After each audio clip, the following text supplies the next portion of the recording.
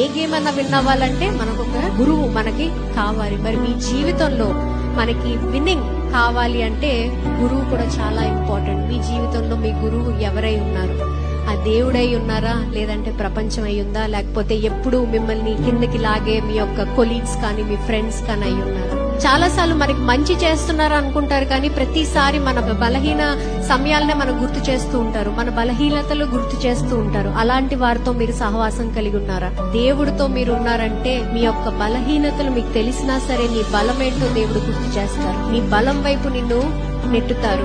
నీకు ఏ గురి కావాలో ఆ గురి వైపు నిన్ను ముందడుగు వేసేలాగా దేవుడు ఆ బలాన్ని, ఆ విజ్డమ్ ని, ఆ జ్ఞానాన్ని మీకు ఇస్తూ ఉంటారు. మరి మీ జీవితంలో కోచ్, గురువు అనేది చాలా ఇంపార్టెంట్. మీరు ఎలాంటి గురువును మీరు సెలెక్ట్ చేసుకుంటున్నారు అనేది చాలా ఇంపార్టెంట్. ఓడిపోకుండా ఉండాలి అన్న ఒక మైండ్ సెట్ నుంచి బయటికి వచ్చి గెలవాలి అన్న ఒక మైండ్ సెట్